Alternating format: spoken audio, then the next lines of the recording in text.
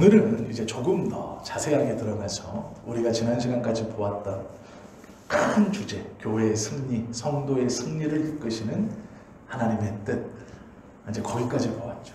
처음에는 흥미를 끌 수 있는 것, 14만 4천 명, 또 이런 바코드에 대한, 베리칩에 대한 이야기, 이것으로 이제 계시록을 세상에서 우리들을 좀 어지럽게 하는 것들과 접목시켜서 진입했다면, 이제는 계시록 그 자체만을 놓고 이제 오늘부터 볼 겁니다. 그런데 계시록 그 자체를 놓고 볼 때 우리가 항상 중요하게 생각하는 것, 하나님의 의도가 분명히 있는 책이다 라는 거예요.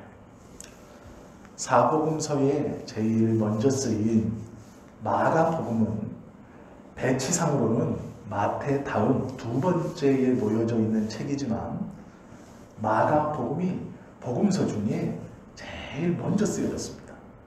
그리고 똑같은 마태, 마가, 누가, 이 복음, 세 복음서를 같은 관점에서 쓰여졌다라고 해서 공관복음이라고 부릅니다.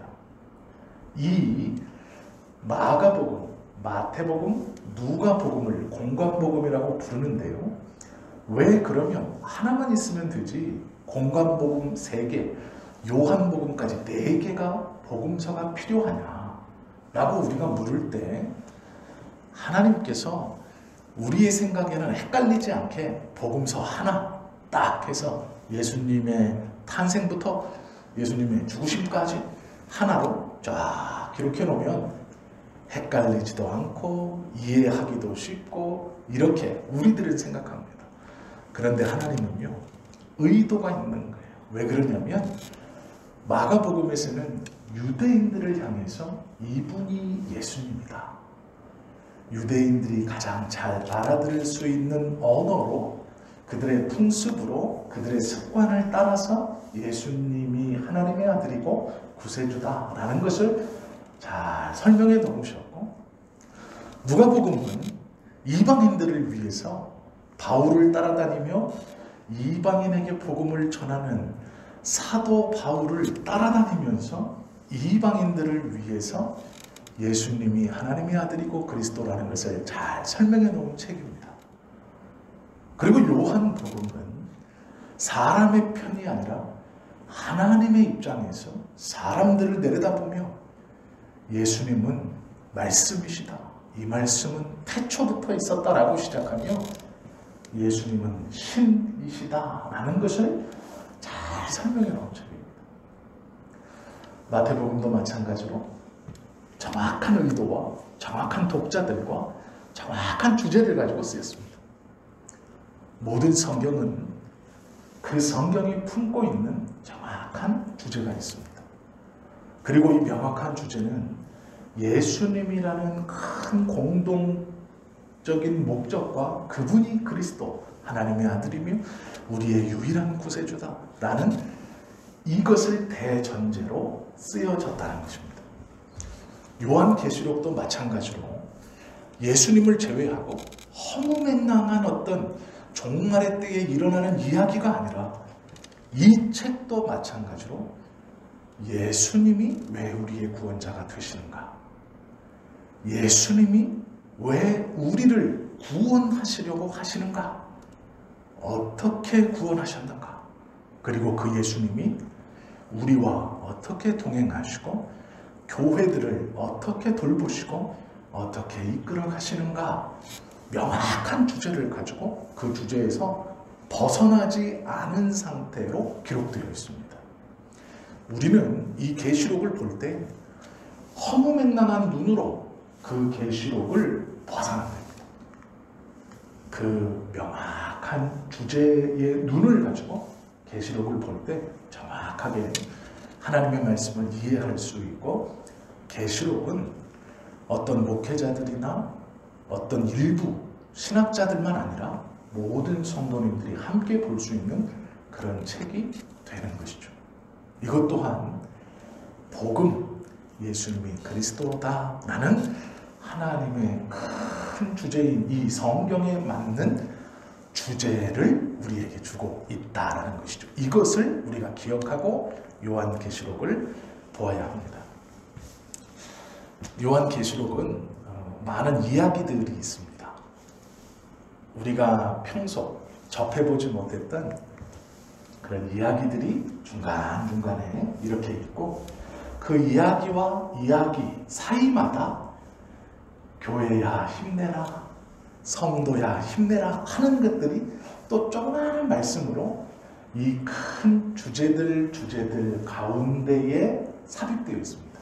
이것이 계시록입니다. 즉 이렇게 생각하시면 됩니다.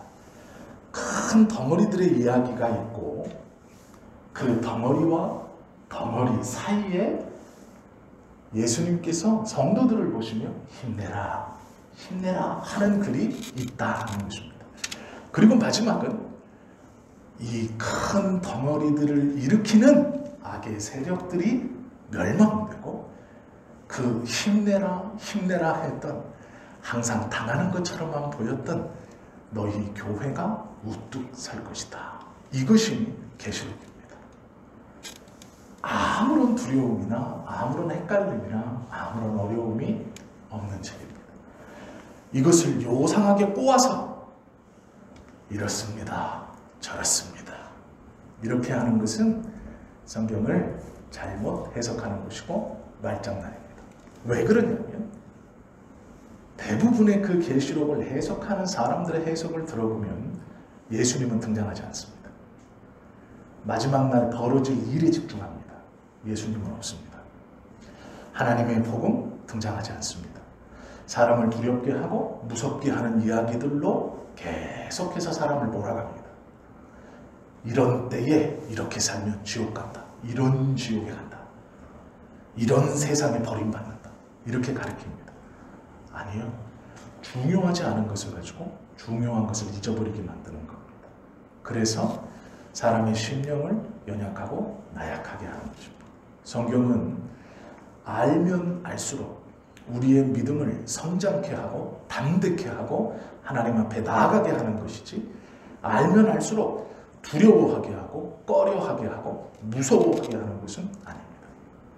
그것을 잘못 가르치고 잘못 배우면 안 된다라는 것이죠.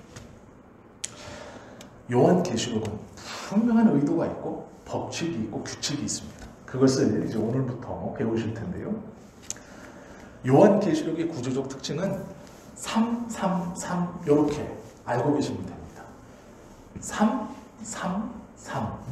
뭐가 세 개고 또 뭐가 세 개고 뭐가 세 개인지는 아직은 모르셔도 되고요.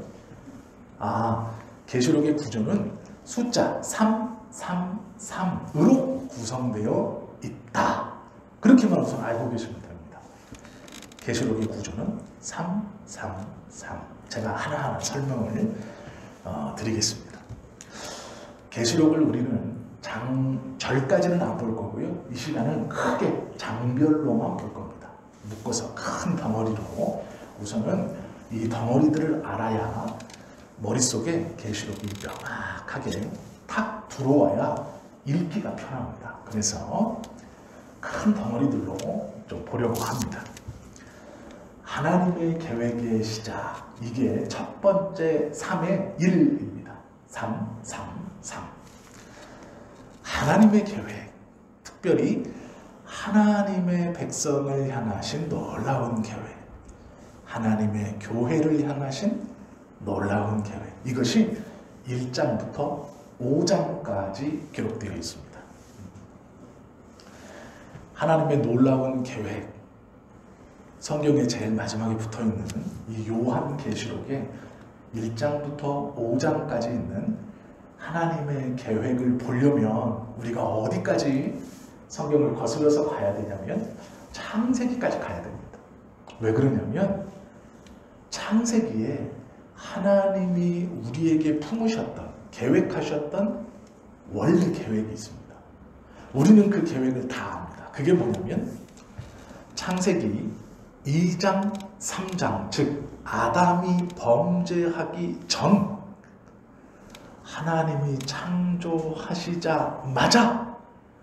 우리에게 품으셨던 원 하나님의 계획, 즉 사람의 범죄 전 하나님이 우리에게 품었던 계획이 뭐냐?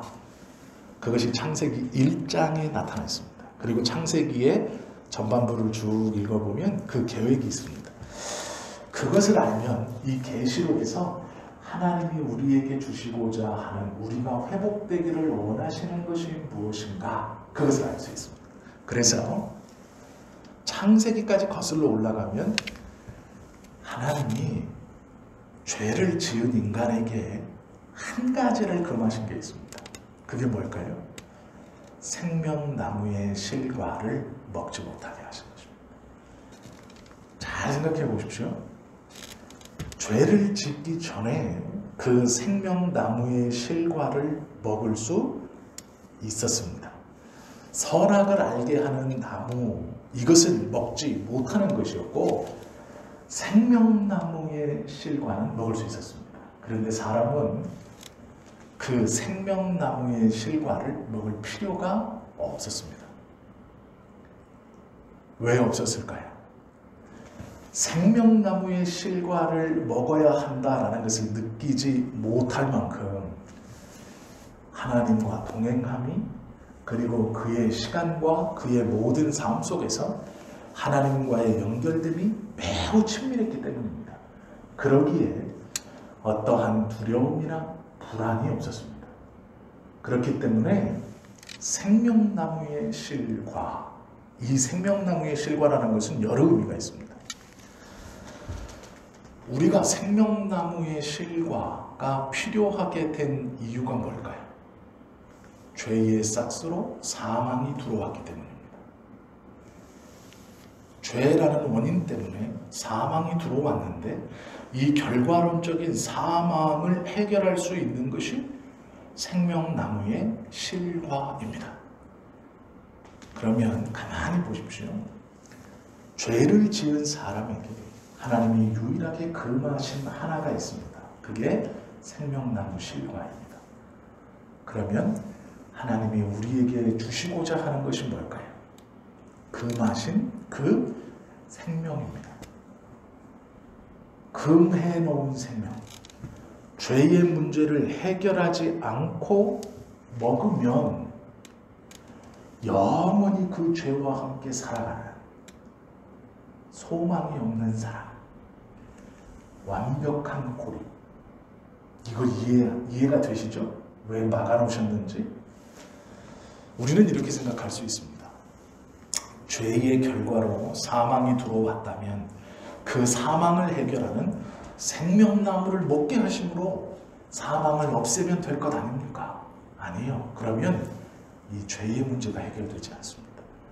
그러면 인간은 이 죄로 인하여 하나님과 완전히 고립되어서 그 죄 때문에 불안해하고 두려워하고 도망다니면서 하나님을 계속 거역하고 온 세상이 항상 악함으로 가득할 것입니다. 이곳에서 인간은 단 한 톨도 구원의 가능성이나 변화의 가능성을 찾아볼 수 없게 됩니다. 죄를 회개하지 않고 해결되지 않고 생명나무의 실과를 먹어서 얻는 생명은 진짜 생명이 아닙니다. 진짜 생명은 죄 짓기 전 하나님과 아담이 친구와 친구처럼 동행하며 대화하고 그 하나님의 은혜로 말미암아서 기쁨이 넘치던 그것이 진짜 생명입니다. 생명나무의 실과를 먹지 못하게 하심은 이미 하나님께서 예수 그리스도를 통하여 그 죄의 문제를 해결케 하시고 영원한 진짜 생명으로 우리들을 다시 회복시키시기 위해서 이 생명나무 실과를 먹지 못하도록 막아놓으십니다. 이해가 되셨죠? 주기 싫어서 막아놓으신 게 아니에요. 야, 먹고 영원히 아니에요. 그게 먹으면 죄가 해결되지 않고 그 죄와 함께 하나님과 분리되어서 어떠한 회개의 조건이나 변화의 가능성 없이 죄 그대로 가는 거예요. 구원의 가능성이 없습니다. 이해가 되시죠? 그래서 생명나무의 실과를 천사들로 하여금 화영검과 함께 이중으로 막아놓으신 거예요.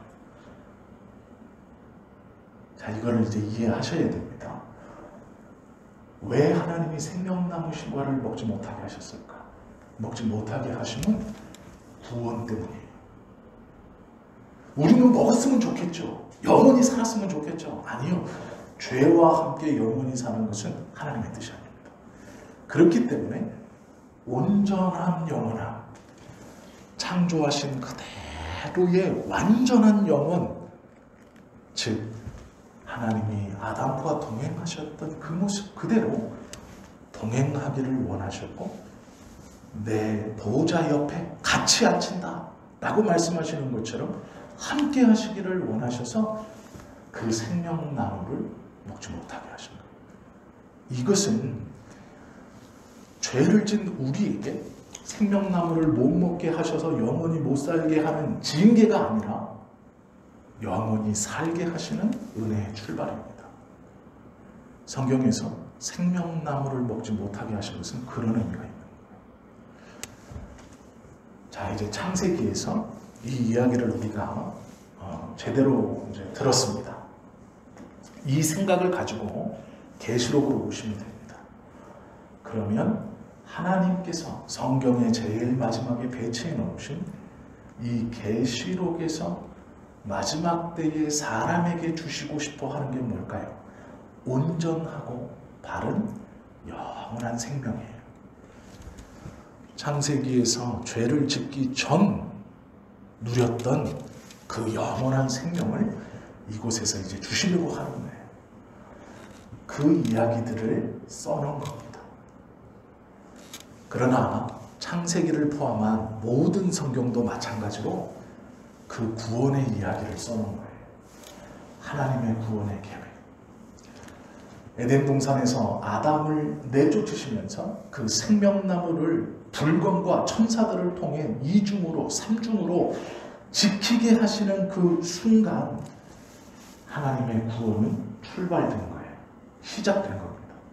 시간 안에 이제 그 구원이 이루어져 가는 거예요. 그 이루어져 감이 예수 그리스도의 오심으로 성취되었고, 우리는 그 후에 가르치고 남겨놓으신 성경의 말씀을 통해 거꾸로 그것을 배워가고 익혀가며 구원이 하나님의 은혜이고 하나님의 계획이고 온전히 하나님께서 우리에게 주시는 선물입니다를 우리는 믿음으로 받는 거예요.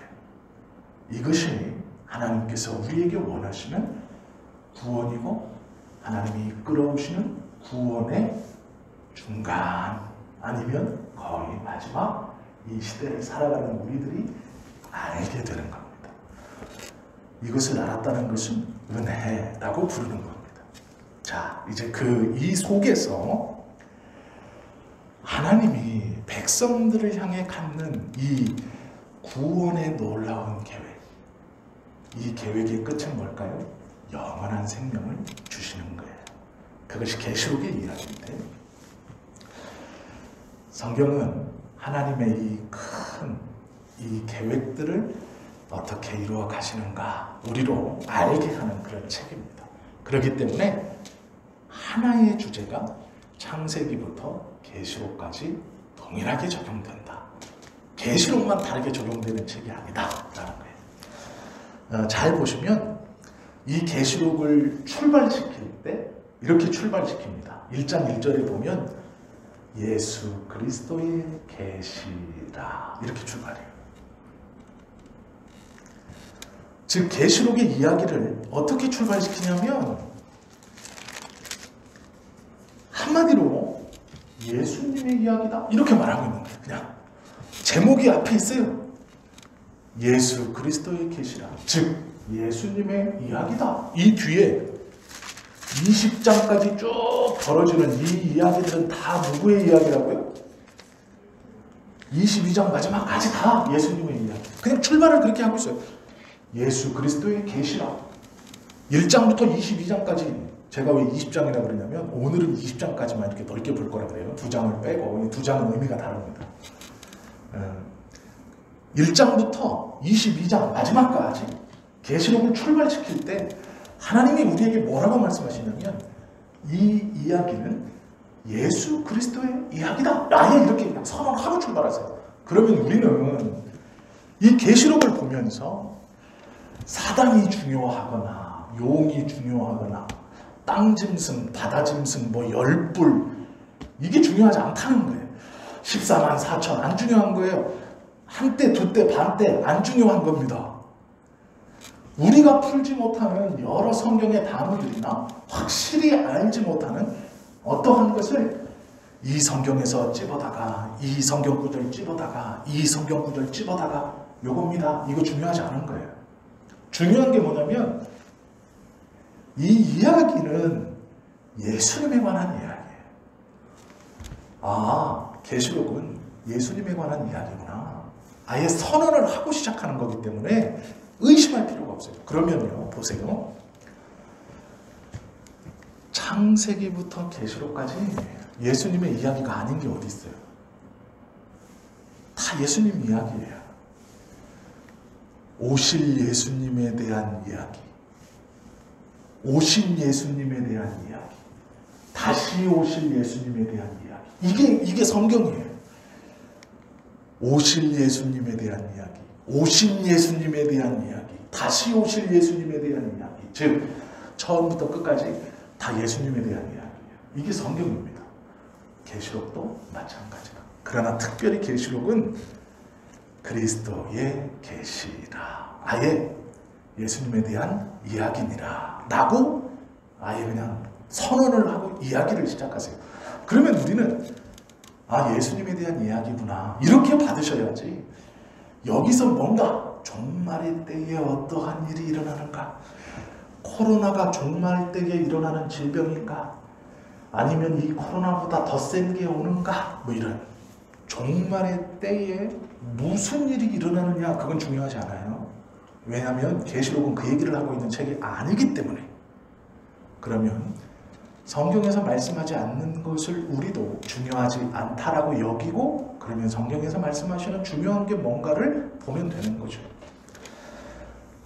계시록은 예수 그리스도의 이야기이다 라고 시작하면서 1장부터 이제 예수님이 어떤 모습으로 우리 가운데 보여지는지를 1장 4절부터 예수님의 모양을, 예수님의 모습을 이제 설명해 주고 있어요.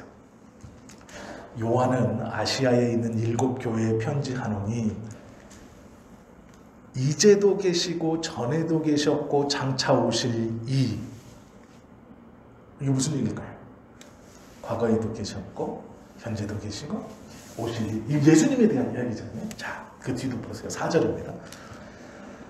그의 보좌 앞에 있는 7 영과 또 충성된 증인으로 죽은 자들 가운데서 먼저 나시고 땅의 임금들의 머리가 되신 예수 그리스도로 말미암아 은혜와 평강이 너희에게 있기를 원하노라. 그리고 그 뒤에 우리를 사랑하사 그의 피로 우리 죄에서 우리를 해방하시고, 예수님에 대해서 1장 4절부터 쭉 이야기를 합니다. 그러면서 이제 이 계시록을 시작을 하는 거예요. 1장 12절에 보면 인자 같은 이 이렇게 말을 해요.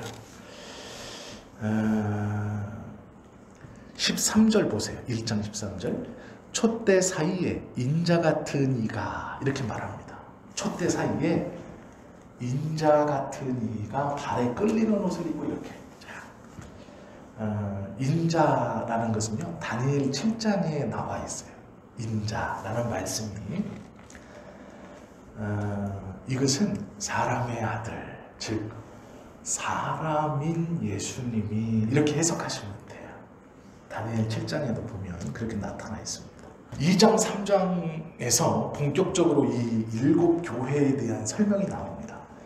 교회가 7개라는 게 아니라 이것은 대표적인 거예요. 7이라는 숫자를 상징적으로 사용하는 것이죠.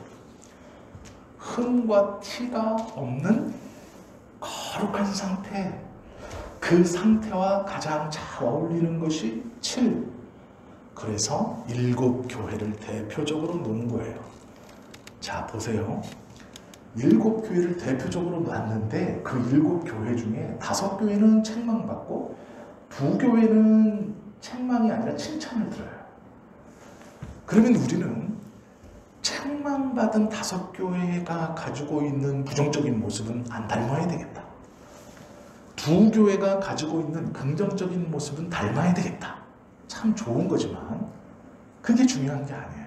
왜냐하면 책망받은 5개의 교회, 칭찬들은 2개의 교회, 이 교회가 7교회로 대표된 것은 책망을 받는 교회도 칭찬을 듣는 교회도 하나님은 이미 거룩하다라고 보신다는 거예요. 즉, 책망받는 5교회에 소속된 성도나 응원을 받고 칭찬을 받는 2교회에 소속된 성도나 니네는 잘못하고 니네는 잘하고 있어. 이게 아니에요. 너희 모두가 거룩하다. 이게 7이라는 뜻이에요. 너희 모두를 내가 거룩하게 할 것이다. 너희 모두가 이미 거룩하다. 내가 나의 전쟁에서 승리했고 너희들은 지금 핍박과 고통 가운데 있어 그 잘못함과 죄성이 드러나고 서로가 서로에 대해 교회의 모습으로 있지 못할지라도 거룩하다라고 말씀하시는 거예요. 이게 중요한 거지. 책망받는 5교회는 떨어지는 교회, 칭찬받는 2교회는 뭐 잘하는 교회, 이런 말씀이 아니에요. 이미 너희는 거룩하다. 이게 7교회라는 얘기입니다. 그 말씀이 이제 2장, 3장에서 나오는 거고요. 가장 어려웠던 2교회에게 예수님이 칭찬만 주셨다. 잘 견딜 수 있기 때문에 그렇다. 잘 견디라고 힘을 주신 것이다. 우리는 이제 그것을 좀 기억하면 되고요. 여기 제가 써놨을 겁니다. 그리고 4장, 5장에서는 하늘보좌라는 말이 등장해요. 이게 무슨 얘기냐면 7교회의 이야기들을 쭉 하신 다음에 너희가 인내하라, 너희가 이겨라, 견뎌라, 그리고 견디는 너희에게는 하늘보좌에 함께 있겠다 하시면서 17번이나 이 하늘보좌 이야기를 합니다. 즉 그러니까 뭐냐면 잘 견뎌라. 그러면 하늘보좌. 그걸 17번, 4장, 5장이에요. 이 이야기들을 17회나 써놨어요. 하늘보좌에 대한 이야기들을. 그러니까 이것이 너희의 것이다. 이렇게 말씀하는 것이죠. 왜 그랬냐면요. 이때 당시에는 도미티안 황제가 믿는 사람들을 핍박할 때 우리가 영화에서 보는 것처럼 막 잡아 죽일 때입니다. 그리스도인이라고 하면 재판 없이 짐승밥으로 죽이거나 그 자리에서 죽이거나 눈을 파거나 막 이랬을 시기예요. 그때 그리스도인이라고 불리는 것은 너는 죽을 사람이라는 뜻과 같았어요. 요한이 그들에게 예수 그리스도에 대한 이야기를 하면서 7교회를 이야기하고 그 7교회 모두 잘못하고 잘했고가 아니라 너희 모두는 이미 거룩하게 하셨다. 그리고 너희에게 하늘 보좌가 약속되어 있다. 하늘 보좌는 상징적인 겁니다. 어떤 거냐면 도미티안 황제가 앉아있는 그 황제의 의자, 그곳에서 도미티안이 말 한마디로 너희들을 죽이는 거잖아요. 그리스도인들을 죽이라 라고 말하는 그 보좌, 황제가 앉아있는 그 보좌, 그곳에서 너희를 죽이라 하는 그 보좌와 대비되는 것으로 하나님의 보좌, 하늘 보좌를 얘기하고 있어요. 이것이 4장, 5장입니다.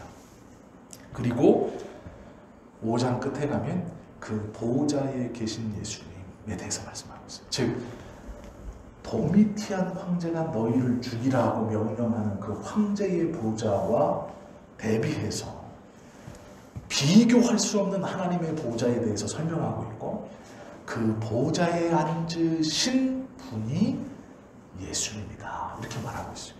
이것은 희망을 노래하는 겁니다. 이것은 소망을 주는 거예요.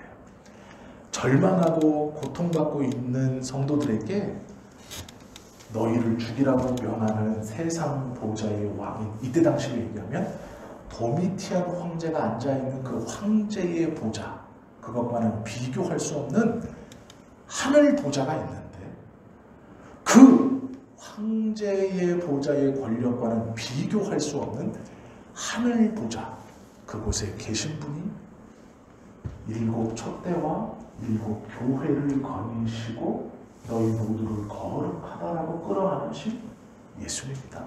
그러니 걱정할 필요가 없는 거지. 그러니 인내하라, 걱정하지 마라 말씀하시는 거예요. 이것이 계시록 초반부의 이야기입니다. 3장 21절에 요한이요, 약속에 대한 성취를 간절히 원합니다. 그때 보여진 게 하늘 보좌의 광경이에요. 벼곡과 홍보석, 무지개 쫙 있는 그 환상을 보여주시죠. 3장 21절에 보시면 장로들이 등장합니다. 한번 보세요. 3장 21절 계시록 이기는 그에게는 내가 내 보좌에 함께 앉게 하여 주기를 내가 이기고 아버지 보좌에 함께 앉은 것 같이 하리라. 그리고 나서 이제 24장로의 이야기들이 이제 뒤에 등장하게 됩니다. 24장로들이 흰옷을 입고 보좌에 같이 앉아있죠. 24장로라는 것은 구약의 12지파와 신약의 12사도를 합쳐놓은 거예요. 즉 구약의 하나님의 백성과 신약의 하나님의 백성의 대표들 12명을 합쳐서 24라는 숫자로 24장로, 즉 예수님이 오시기 전의 성도들과 예수님이 오신 후의 성도들 12지파와 12제자를 합쳐 24장로 이렇게 표현해 놓은 겁니다.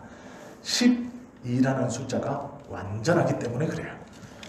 구약에서의 완전한 성도들, 신약에서 하나도 빠짐없이 완전한 성도들, 이를 합쳐 24장로 이렇게 표현해 놓은 겁니다. 이것은 믿는 모든 사람들을 뜻하는 거예요. 24명이 대표로 앉아있다 이게 아니고 믿는 모든 사람들이 보좌에 앉아있다 이런 거예요. 4장 11절에 보시면 이런 말씀이 있어요. 우리 주 하나님이여 영광과 존귀와 권능을 받으시는 것이 합당하오니 주께서 만물을 지으신지라 만물이 주의 뜻대로 있었고 또 지으심을 받았나이다. 이렇게 선언하죠. 자, 이것이 1장에서 5장까지 있는 333의 첫 번째 3의 3 요한계시록의 구조는 333인데 그 333의 첫 번째 3의 1번 1장부터 5장까지 하나님의 구원 계획 요거예요. 그럼 이제 우리는 첫 번째 3의 1은 받고 두 번째를 볼 거예요. 헷갈리지 않게 제가 적어놨습니다. 하나님의 계획을 위한 악의 심판과 교회를 향한 당부, 이것이 6장부터 16장까지 여긴 악에 대한 심판이고요. 17장부터 20장까지 요게 이제 두 파트로 나눠져 있는데요. 이게 검은색이 잘 안 보이네요. 6장부터 16장까지는 악의 몰락이고 16장부터 20장까지는 악의 배후 세력의 몰락이에요. 즉 악의 몰락, 그 악의 배후 세력의 몰락, 요것이 6장부터 16장, 16장부터 20장까지 하면 이제 배후 세력까지 죽는 거예요. 그리고 2장, 21장과 22장은 영광스러운 하나님의 나라, 이렇게 이제 끝나거든요. 자, 이 계시록에 보면 악이 두 종류가 등장합니다. 첫 번째 악은 뭐냐면 우리가 알고 있는 악이에요. 그리고 두 번째는 이 악의 배후, 조종 세력입니다. 즉 악이라는 것이 있고 이 악을 하게 하는 배후의 세력이 있어요. 요것들을 성경에서 이 계시록에서 말씀하고 있는데 우리가 지난 시간에 보았던 용이라든지 바닷짐승이라든지 땅짐승이라든지 그들이 세운 말하게 하는 우상, 권능을 베푸는 우상, 요 우상들이 악의 배후 세력이에요. 그것들의 멸망이 16장 이후부터 나오고 있고 6장부터 16장까지는 이 악이 멸망하는 것을 계시록은 설명하고 있어요. 그래서 이 악의 세력이 두 가지인데 우리가 6장부터 20장까지 한꺼번에 이것을 생각해도 되고 16장까지 생각해도 돼요. 이것은 또 따로 떼어서 생각해도 문제는 없다. 그러면 계시록에서 등장하는 악이라고 볼 때 악이 무엇인가? 바벨론이라고 등장해요. 계시록은 이 악의 대표적으로 바벨론이라고 말합니다. 14장, 16장, 17장, 18장 이 4장에 걸쳐서 바벨론 악의 세력, 배후에 있는 바벨론. 잘 보세요. 14장, 16장, 17, 18장까지는 바벨론이 나오고 19장에는 두 짐승이 나와요. 우리가 이제 두 짐승 누군지 들었잖아요. 물에서 올라온 물의 짐승, 땅에서 올라온 땅 짐승 이렇게 보는 14, 16, 17, 18 여기서 나오는 게 바벨론이고 이 바벨론, 이 악의 세력을 조종하는 두 짐승이 19장에 나와요. 그리고 20장에 용이 나옵니다. 용. 부라고 우리가 배웠던 악의 근원, 용, 이게 20장에 죽어요. 이 용이 20장에서 죽습니다. 그래서 악의 근원까지 다 패한다. 이것이 20장까지의 이야기입니다. 그리고 이제 한번 세 번째 것까지 보세요. 17장에서 22장, 즉 16장까지 보면 17장에서 22장이 끝이에요. 그리고 20장까지 보면 21장부터 22장이 끝이에요. 이게 333의 마지막 세 번째예요.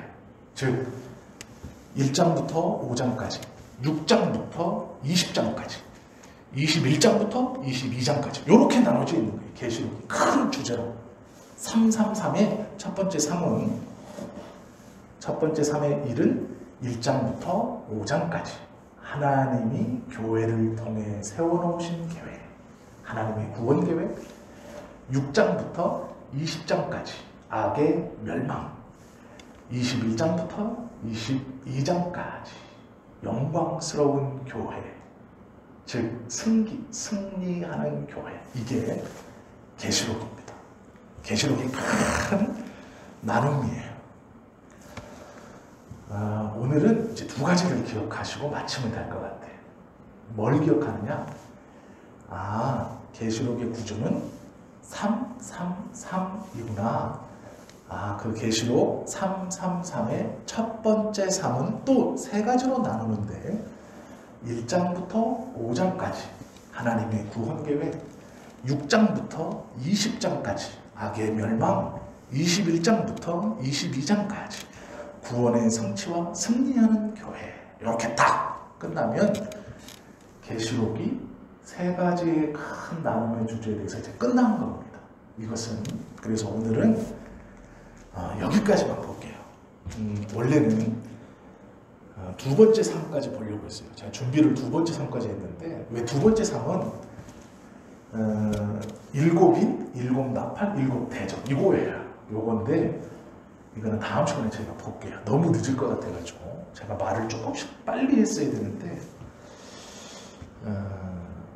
그러나 이제 이렇게만 생각하고 계셔도 계시록은 충분히 이해하시면서 저희가 이제 천천히 갈 거예요. 빠르게 급하게 갈 것은 아니니까 오늘은 말씀드린 것처럼 계시록의 구조는 333인데 첫 번째 3은 크게 1장부터 5장 하나님의 구원 계획, 6장부터 20장 악의 멸망, 21장부터 22장 계획의 실천과 승리하는 교회. 이렇게만 다 알고 계시면 계시록은 뭔지 알아? 1장부터 5장까지 하나님의 구원 계획, 6장부터 20장까지 악의 멸망, 21장부터 22장은 교회의 승리. 이게 끝이야. 다른 말 할 필요 없어. 이렇게까지만 말씀하셔도 돼요. 그러면 이제 이 범주를 가지고 이 이야기들을 자세하게 하나씩 하나씩 보면 계시록에서 분명하게 하나님이 우리에게 하시고 싶으신 이야기가 무언가 알 수 있다. 우리가 다음 시간에는 이 뒤에 아까 1장부터 5장까지 저희가 하나하나 봤잖아요.